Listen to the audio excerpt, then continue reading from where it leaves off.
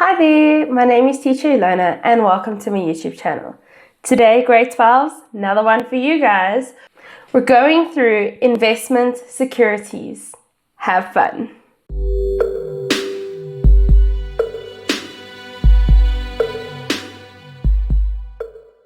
As you guys may know, we are now in June, which means most people are getting sick. So, including me, so if my voice sounds a little bit funny in this video, it's just because I've caught a cold and it doesn't seem to want to budge. I've had it for about a week now, but rest assured you'll still get the same information and same old bubbly Teacher Ilona. I will try my best not to compromise on that. Please do take note that I don't take any credit for the information written in these slides in today's video. I have received this information from the Western Cape Government for Department of Education, and you're most welcome to download those resources for yourself as well. I've put them at the end of my slides as well as in my description box down below. They have free PDFs and learner books that you're more than welcome to download. I think they're amazing because it helps with studying as well as revision. Without further ado, let's get into it. Business Ventures Investment Securities.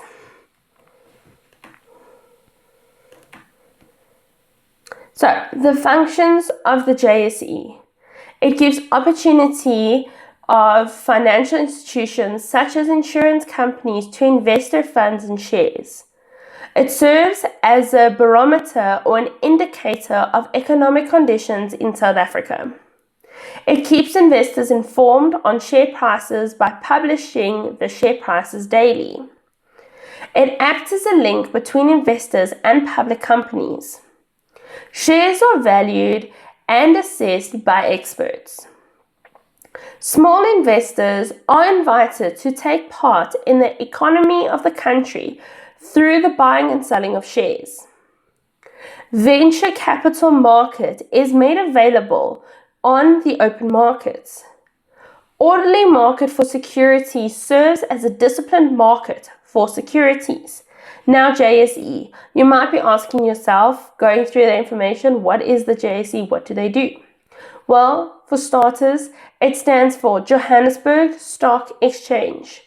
It is where, as a consumer, I can go and buy shares in any company. So I can go onto the JSE and go look, Coca-Cola, how much are they selling their shares for, and buy shares from them. I can also buy shares from places such as Mr. Price, and I can go and buy shares in that company. So it creates a platform, as mentioned, for these companies to sell and for you to invest shares into those companies. Continuing, it encourages new investments. It mobilizes the funds of insurance companies and other institutions. It raises primary capital. It regulates the market for dealing with shares. It plans, researches, and advises on investment possibilities. It ensures that the market operates in a transparent manner. It provides protection for investors. And it also encourages short-term investments. It facilitates electronic trading of shares or straight. Now we're looking at factors that need to be considered when we are making investment decisions. So we need to consider the return on investment. We are going to go through each of these as a whole, but just return on investment is, if I'm investing 1,000 Rand, how much money am I making back? That is my return on investment. What are the risks involved? Is it a high risk to invest in this company or a low risk? Also remember, typically, high risk is high gain. Low risk is low gain. What is the investment period? For how long do I need to invest my money? The inflation rate definitely need to be considered. Taxation as well. And liquidation. And then there is them just written out as well. So if you'd like to jot those down, you're more than welcome to pause the video at this stage. So, explanation of these investment decisions. Return on investment. It refers to the income from the investment, like I mentioned.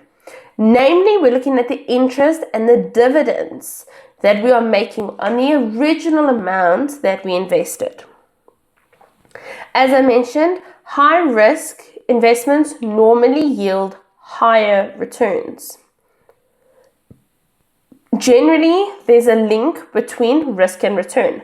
Like I mentioned, high risk, high gain. Low risk, low gain. The return should be expressed as net after-tax gains on the investment. Returns can be in the form of capital gains where the asset appreciates over time. So, here's an example of when we're looking on return on investment. Ayanda invested 5,000 Rand at Gold Bank in a fixed deposit at 20% simple interest per annum of 5 years. After these 5 years, she earned a return on investment of 3,000 Rand.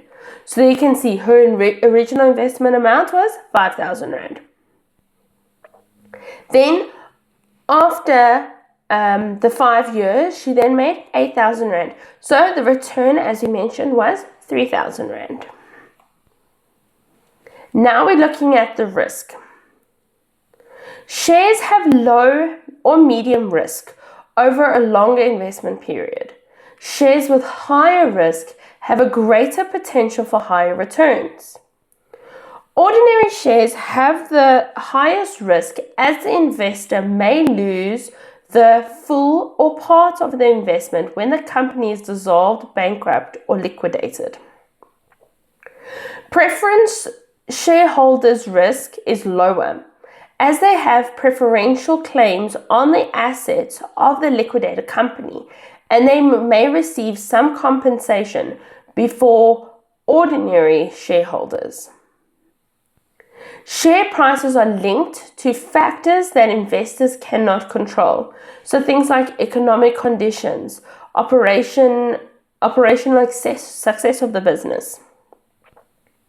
Share prices are volatile, they are unstable, unpredictable, and they may increase or decrease sharply within hours, which can contribute to the uncertainty of the value of investment in the shares on the short term.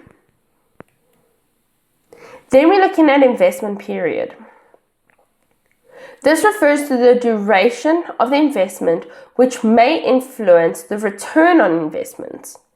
The longer the investment, normally the higher the returns. The investment period will depend on the investor's personal needs. Short-term investments enable investors to access their money on a short period if needed. The investment period can be short, medium, and or long depending on the investor's needs.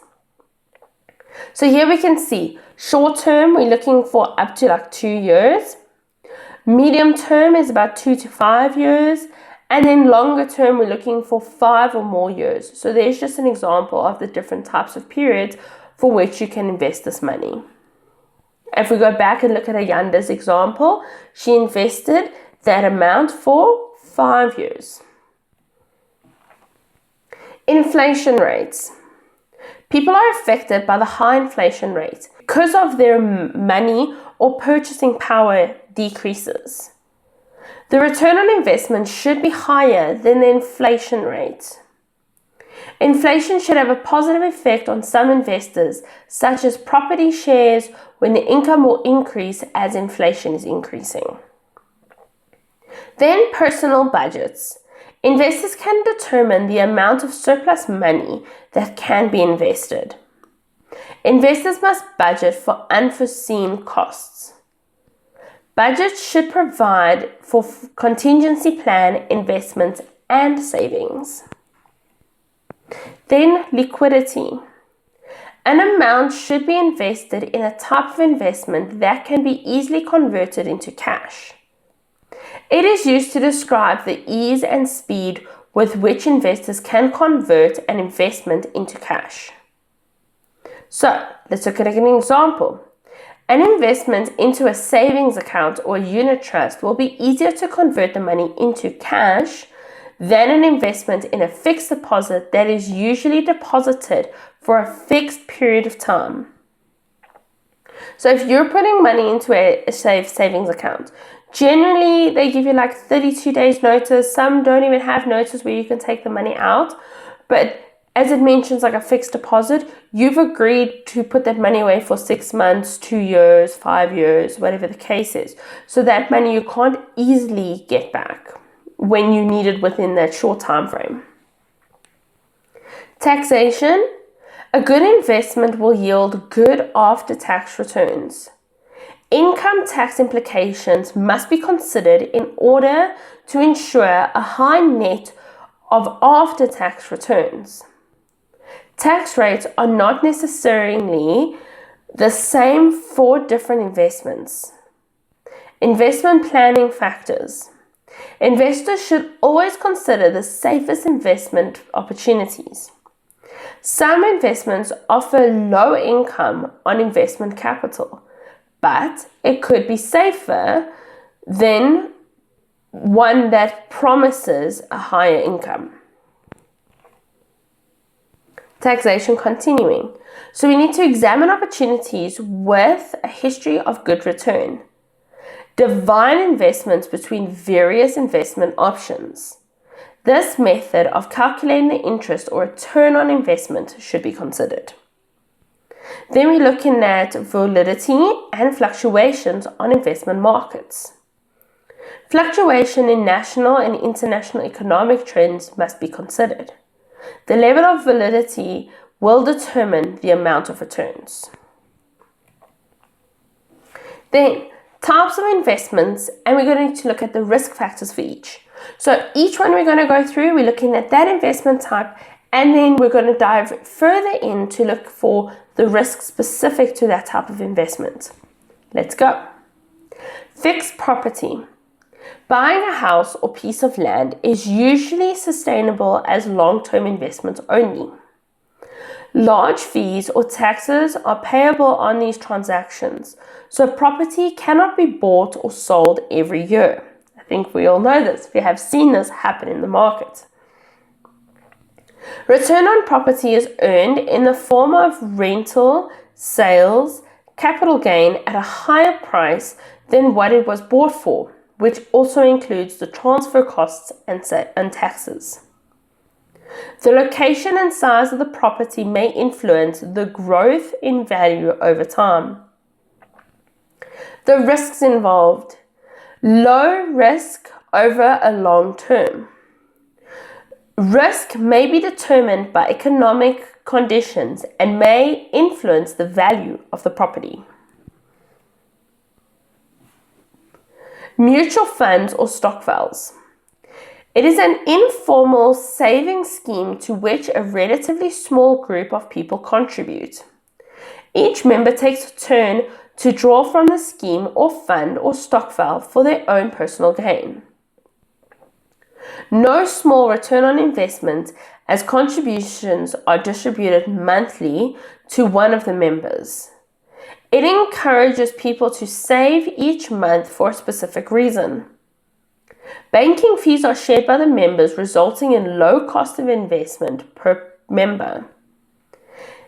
In times when it's hard to get bank loans, stokvel payouts may come in handy. A stokvel is usually managed by a trustworthy chairman or treasurer, who will be responsible for keeping records and managing the bank account. Members usually discuss how the money will be invested and agree on the risks they are willing to take. So in this example, I know I've personally met people who do stokvels, and I think a lot of stokvels happen within families as well. So let's say you got a group of 5 friends and you all decide that every month you're going to invest 500 Rand. It could even be 1,000 Rand or even 100 Rand. Then let's say after every 5 months, so you first started and then 5 months go by, then after the 5th month, the first person can take out their payout. So let's work on the 1,000 Rand.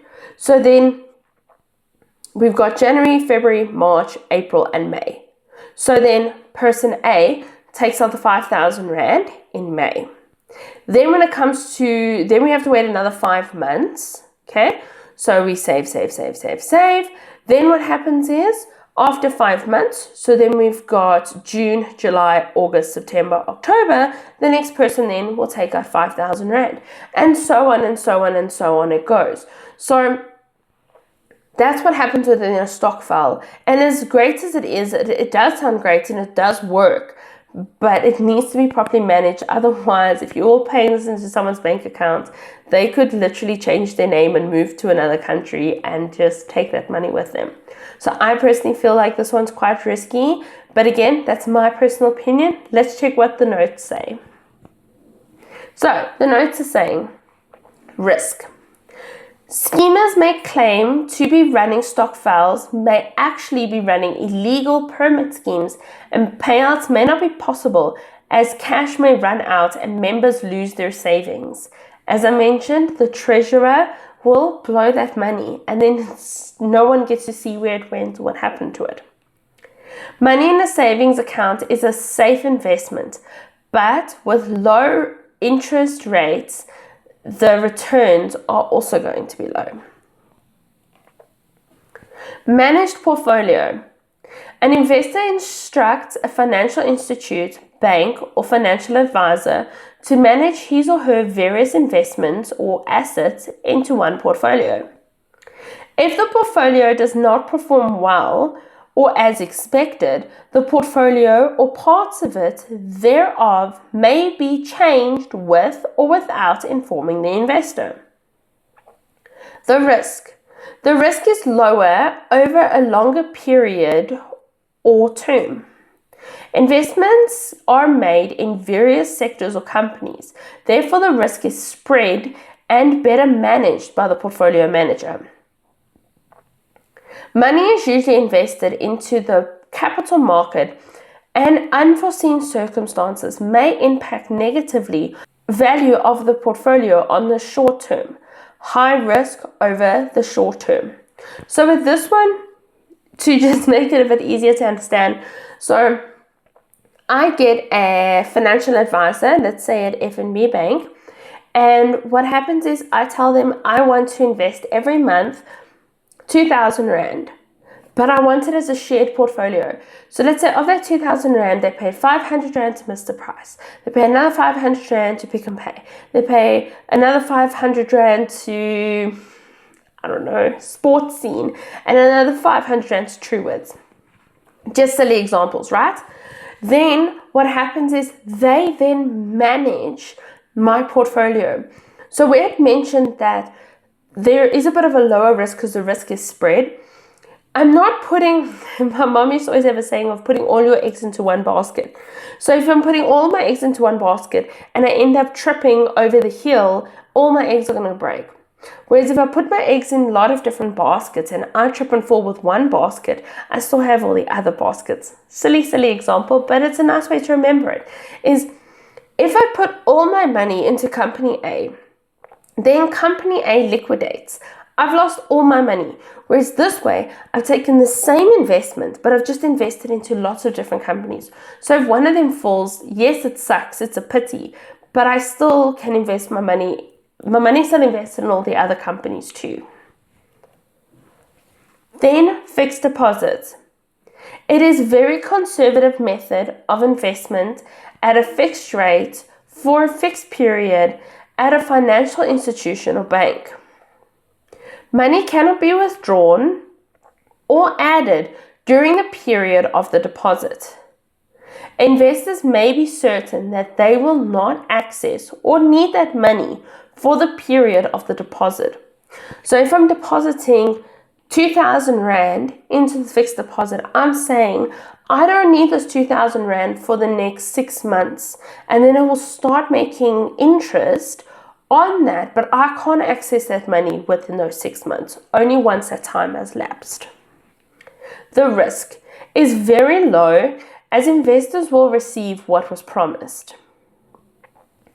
As the interest rate is usually fixed, the return will not be affected by market fluctuations. 32-day notice accounts or call deposits.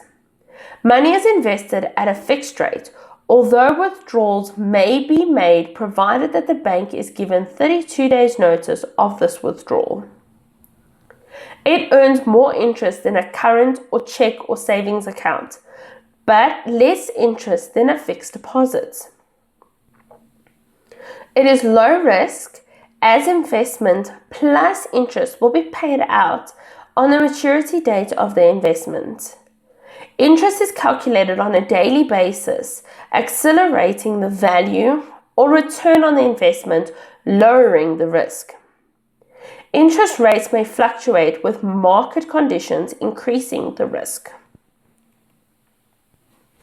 Debentures. It is issued to raise borrowed capital from the public. The lender or debenture holder agrees to lend money to the company on certain conditions for a certain period. Debenture holders are creditors, as the company is liable to repay the amount of the debenture. Most types of debentures can be traded on the JSE. Debenture holders receive annual interest payments based on the terms or amount of debentures that they hold. The risk. Debentures have a low risk as they need to be paid back. Companies are liable to repay the amount on the debenture plus the interest, which decreases the risk for the investor.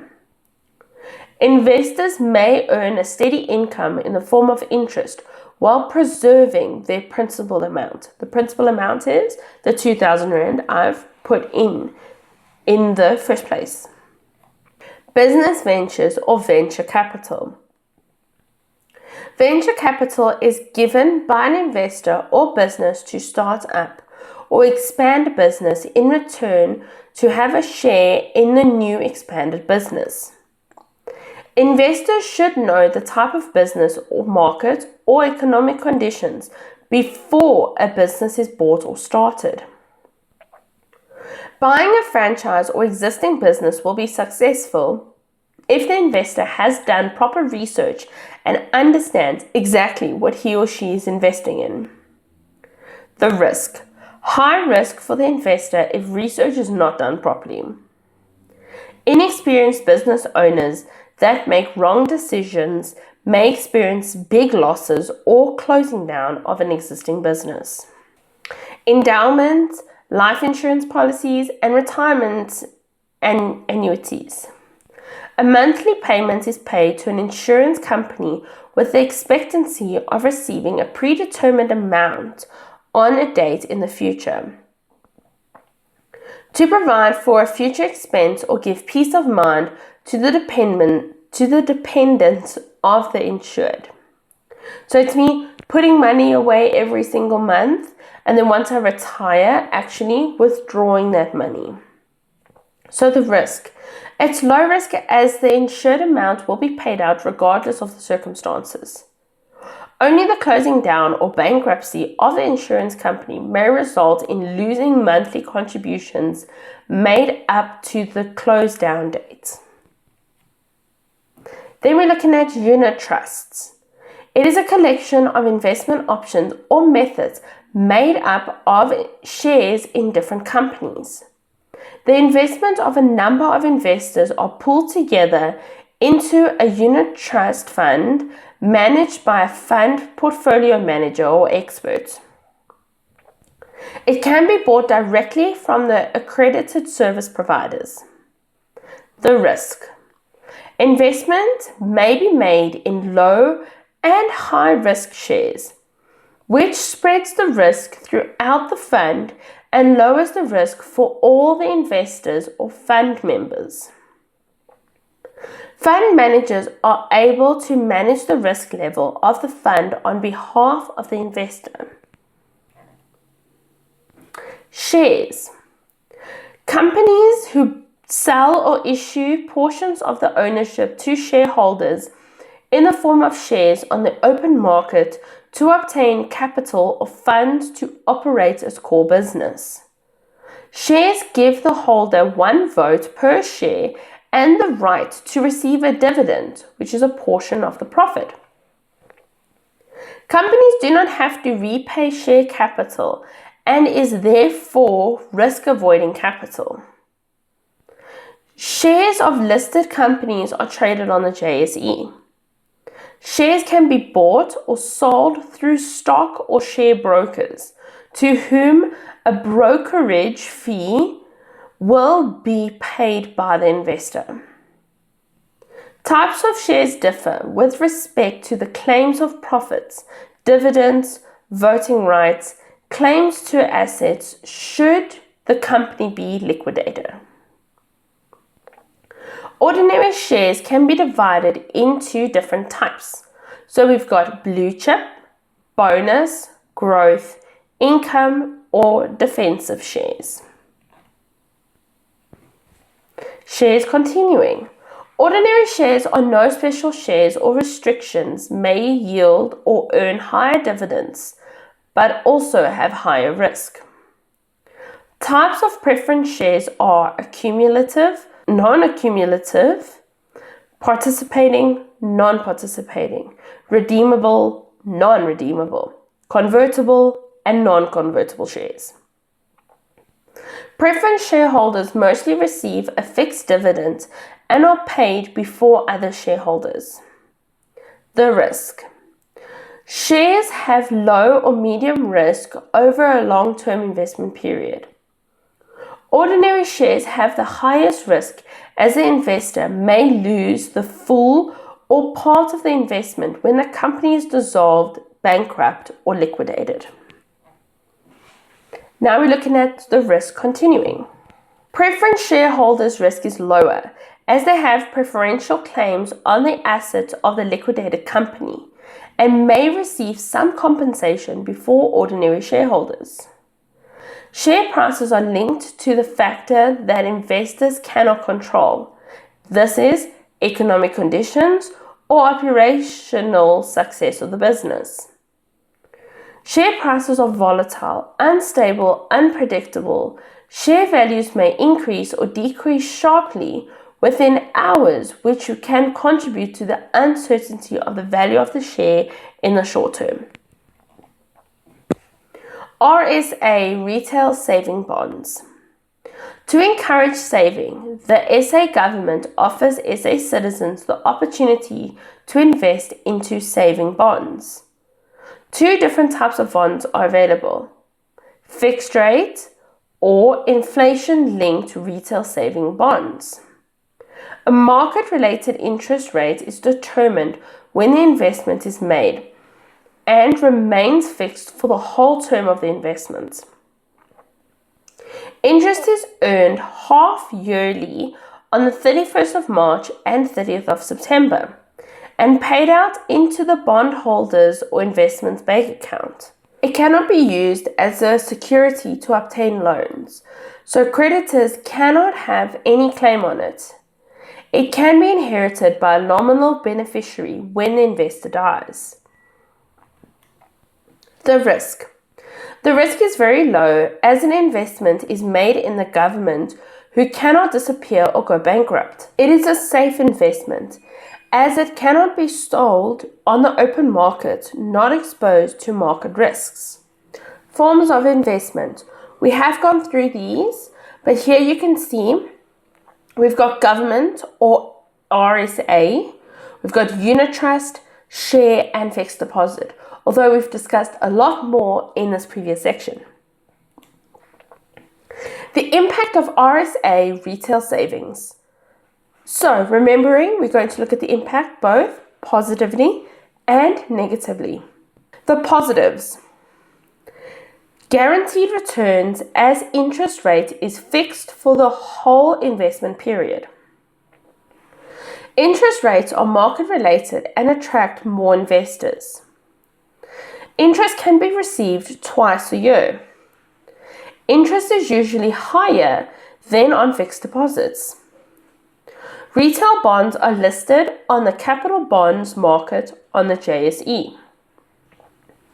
Low risk or safe investment as it is invested with the South African government, as we said, which cannot liquidate. No charges or costs or commission payable on this type of investment. Investment may be easily accessible, as cash can be withdrawn after the first 12 months. It is an affordable type of investment for all levels of income earners, including pensioners. Retail bonds are easily, conveniently obtained electronically from any post office or directly from National Treasury. Investors younger than 18 years or minors may invest with the help of a legal guardian, which encourages saving from a young age. Now the negatives. Retail bonds cannot be ceded to banks as security for obtaining loans. A minimum of R1,000 must be invested, which may make it difficult for some small investors to accumulate. Retail bonds are not freely transferable among investors. Investors need to have a valid SA identification, should be older than 18 years, which may discourage foreigners or young people to invest. Penalties are charged for early withdrawals if the money is less than 12 months old. Unit trusts, the impacts. Positives. Managed by a fund manager who buys shares on the stock exchange. Easy to cash in when an investor needs money. A small amount can be invested per month. Generally beats inflation on the medium or long term. Safe investments as it is managed according to rules and regulations. The investor has a variety to choose from, a wider range of shares from lower to higher degrees of risk. Easy to invest in, as investors simply complete a few relevant forms or invest online. Fluctuations in unit trust rates of return are often not so severe because of diversity of the investment fund. It offers competitive returns in the form of capital growth and dividend distribution. Fund managers are knowledgeable experts, they are reliable and trustworthy, as they are required to be accredited to sell unit trusts. The negatives. Share prices may fluctuate. Unit trusts are not allowed to borrow, therefore reducing potential returns. It's not good for people who want to invest for a short term period. Not good for people who want to avoid risks at all cost. If blue chip companies do not continue on their growth path, the growth of unit trust will be affected and will not render the expected returns. Bid or ask prices exist with the price that you can buy a unit for usually higher than the price that you can sell it, making investment less liquid. The impacts of shares, here we're looking at ordinary shares. The positives. It can be freely transferred or traded on the JSE. Shareholders' liability to the debt of the company is limited to what was invested. Shareholders have limited liability for the company's debt. Shareholders have voting rights at the annual general meeting, the AGM. Investing in shares provides protection against inflation. Investing in shares can provide solid returns at retirement age. Rate of return on investment, ROI, is linked to the performance of the company. Ordinary shares are usually cheaper than preference shares on the open market. Holding a higher number of shares may result in higher portional dividend payouts. The negatives. Shareholders may receive less dividends or no dividends when the company's profits are low. Companies have no legal obligation to pay dividends to shareholders. Risk may be high, as investment may be lost when the company liquidates. Dividends declared may be determined by the management or directors of the company. The impact on fixed deposits. Positives. Interest is earned at a fixed rate regardless of changes in the economic environment. The period of investment can be over a short, medium, or long period. Investors can choose the investment period that suits them. Principal amount plus interest earned is paid out on the maturity date. It ensures financial discipline as investors cannot withdraw the money before the maturity date. Investors earn a better return on investment than on ordinary savings amounts. The higher the principal amount, the longer the investment period, the higher the interest rate that can be offered by the financial institution.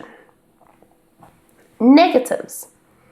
The investor cannot withdraw their funds before the maturity date. Low returns compared to other investors.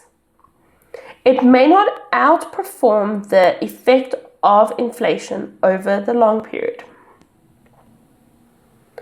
Types of shares. We've got ordinary shares. Ordinary shares only receive dividends when profit is made. Normally, the higher the net profit, the higher the dividend. Shareholders are the last to be paid if the company is declared bankrupt or liquidated. Dividends vary from year to year according to the profits made and are determined by the company or board of directors. Shareholders have a right to vote at the annual general meeting. The rights of ordinary shareholders. Shareholders have a right to, as we've mentioned, vote at the AGM. Attend the AGM to learn the company's performance. Receive interim and annual reports.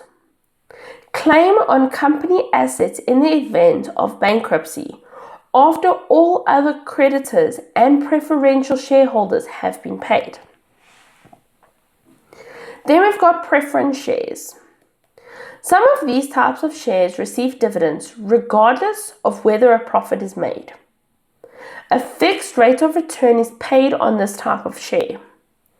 Shareholders have a preferred claim on company assets in the event of bankruptcy or liquidation.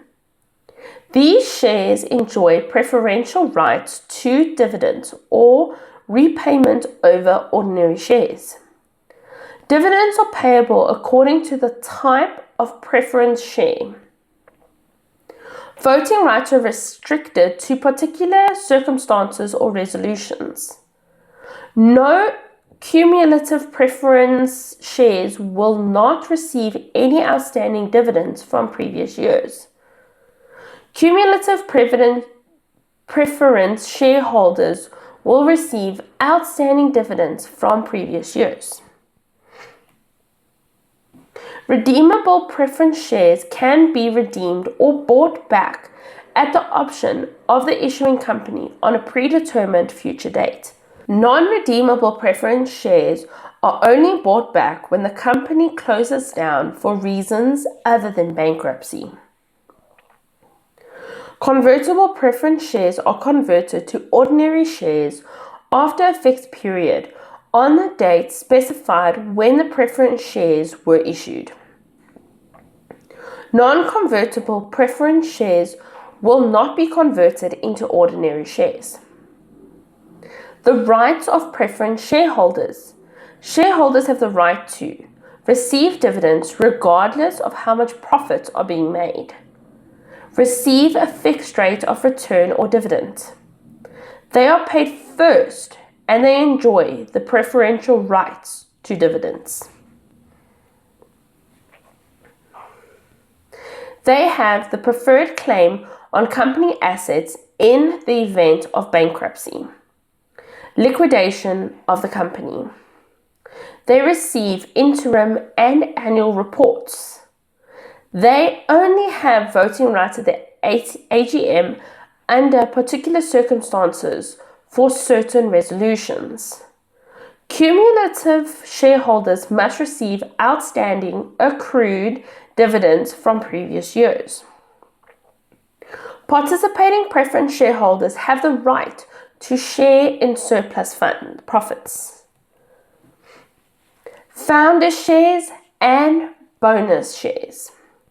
Founder shares is issued to the founders and incorporators or promoters of the company.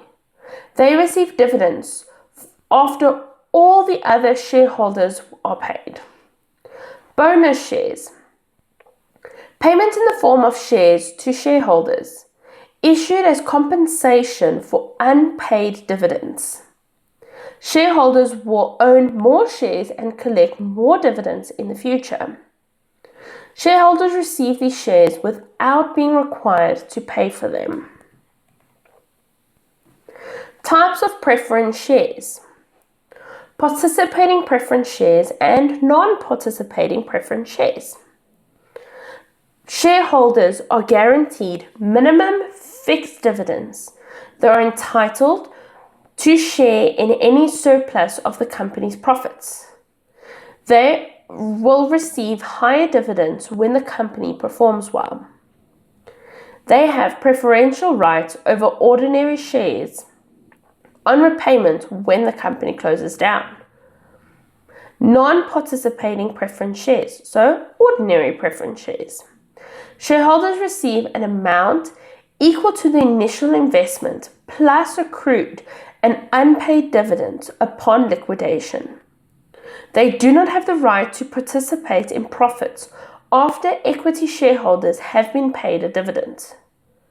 They will not get extra dividends in case of surplus funds and profits. They are entitled to receive only a fixed rate of dividend every year. Accumulative preference and redeemable preference shares. Cumulative. Shareholders are compensated for past dividends that were not paid when profits were too low to declare dividends, or received dividends not previously paid out. Non-cumulative preference shares. Shareholders are not compensated for past dividends that were not paid out when profits were low. Redeemable and non-redeemable.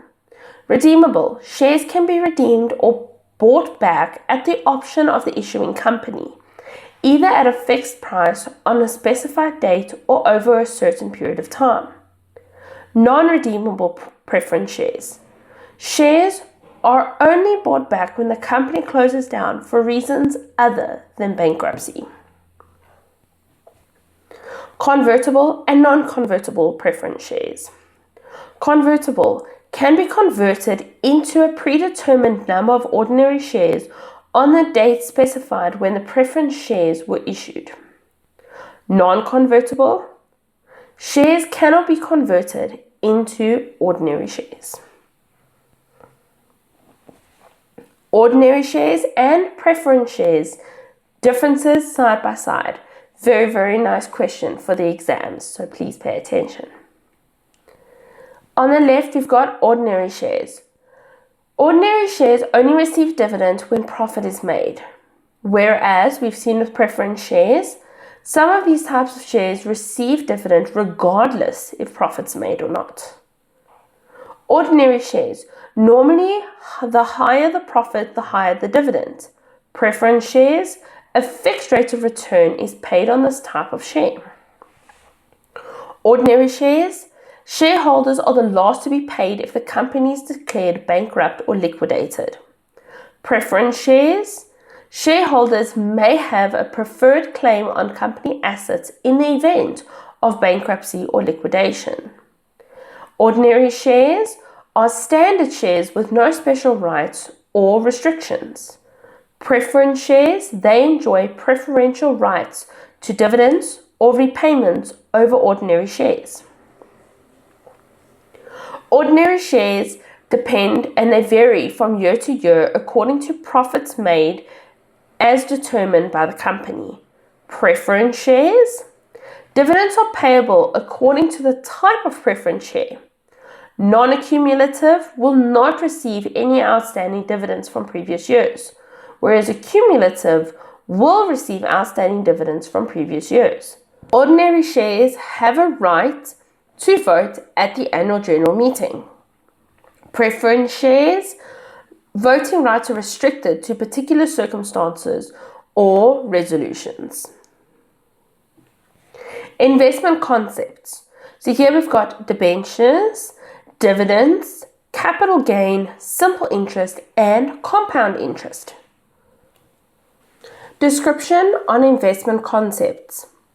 Debentures. It is issued to raise borrowed capital from the public. The lender or debenture holder agrees to lend money to the company on certain conditions for a certain period.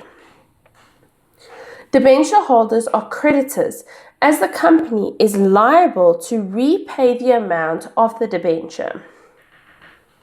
Most types of debentures can be traded on the JSE. Debenture holders receive annual interest payments based on the terms or amount of debentures held. Dividends. The return on investment in shares which is paid regularly by a company to its shareholders. Dividends are decided and managed by the company's board of directors and approved by the shareholders through their voting rights. Capital gain. The return on property or fixed assets or investments. Capital gain tax is payable when you sell an asset that has increased in value since you bought it. Simple interest. The interest is calculated on the original or the principal amount invested. The principal amount remains the same over the entire period of investment. The interest is kept separate unless it is reinvested. It yields less return on investment. Compound interest. Interest is calculated in every period on original or principal amount plus the interest. Interest is added to the original or principal amount, and interest is earned on the interest for each defined period. As interest is added on the investment, the capital increases.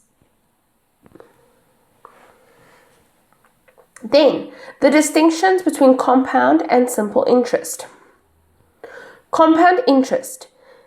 Interest is earned on original amount invested, as well as the interest earned in the previous periods. The principal amount grows with the addition of the interest to it. Interest is calculated on the higher principal amount and again added to it. It yields high on investment. The total of investment earned on investment is high. Simple interest. Interest earned on the original amount and not the interest accrued. The principal amount remains the same over the entire period of investment. The interest is kept separate unless it is reinvested. It yields less return on investment. Total amount of interest earned on investment is less. So we'll use an example if we're investing 1,000 Rand, for example. So with simple interest, I'm going to invest that 1,000 Rand, and let's say I make 10% interest on that 1,000 Rand every month. So then I'm going to make that interest, but it's going to remain the same. Every month I'm making 10% interest on the 1,000 Rand. So I'm making 100 Rand interest every single month, regardless of how long I'm investing it. Seeing as I'm not taking that interest and reinvesting it. If that's the case, it's slightly different. With compound, what's going to happen is I'm going to invest 1,000 Rand. For the first month, it's going to be worked out at 10%. Then I'm going to make 100 Rand. Then for the next month, it's still going to be 10%, But now we're using the calculation and we're working it out 1,100 Rand on 10%. And then the interest is going to keep on adding to that. So we actually end up making more money because we're reinvesting that interest every single time. All right, so here's an example of the calculation, like I explained. Okay, Ronette wants to invest 30,000 Rand in a fixed deposit for 2 years. She approached two banks. She approached Saints Bank that offered her 12% simple interest per annum, and Caprica Bank, which offered her 12% as well, but compounded interest per annum. See the difference?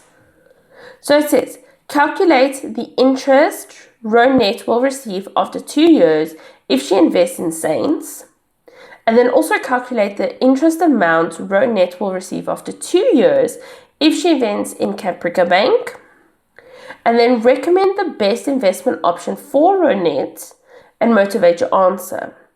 Calculation of simple interest for the above scenario. All right, here we've got it all together. So let's dive through it. So here's the formula. So for interest, we're going to have P times R times T. So there we've got our principal amount. We said it was 30,000 times the R, which is the rate, 12%, times the T. Some formulas also make use of N for number or like the period. So you always have 2 years. So 7,200.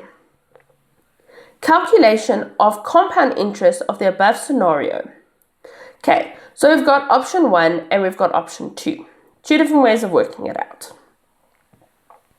So option 1, you can work it out as year 1, it's going to be 30,000 times 12, which is going to be 3,600. Then year 2, it's going to be 33,600, because why is it going to be that amount? We're taking the 30,000 plus the 3,600 gives us 33,600 times by 12, and that's going to give us 4,032 Rand. Then if we add those two together, we get an amount of 7,632 Rand. All right, after the 2 years. Then the second formula, in case you want to use this one, we have P times, in brackets, 1 plus R, close brackets, N. 30,000 times, open bracket, 1 plus 12 divided by 100, because that's our 12%, close bracket, 2 for 2 years. Then we work out that formula, and then we get 37,632. So then what we do is we're going to take our 37,632 minus our 30,000, which will give us our amount. So either option 1 or option 2, you can use either or to work out the compound interest. All right, so now that we've done that, I mean, you can see for yourself. With a simple interest, again, the interest rate is exactly the same. The investment periods are the same. The only difference is compound versus simple interest.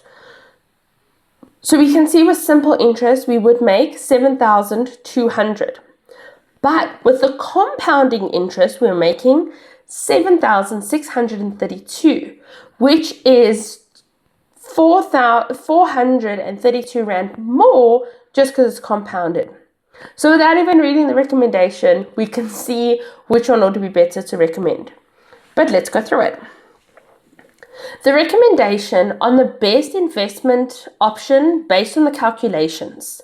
So the compound interest, as you mentioned, would be the best option based on the calculation.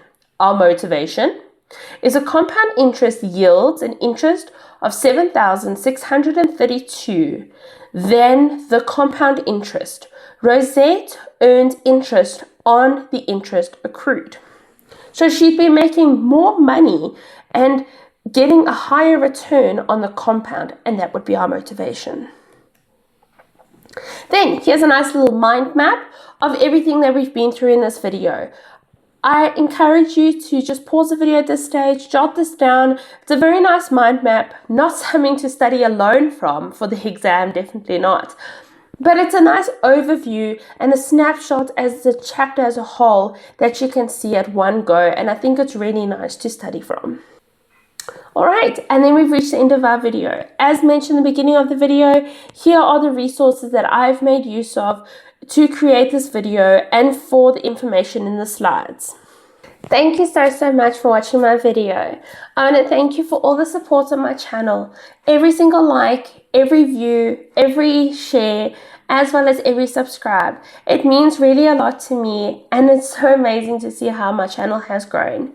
If you like this video, please give it a thumbs up, and please consider subscribing to my channel as I post business studies videos on a weekly basis for grades 10, 11 and grade 12. I wish you guys all the best with your June exams, and may they go very well. I can't wait to see you in my next video. Bye for now.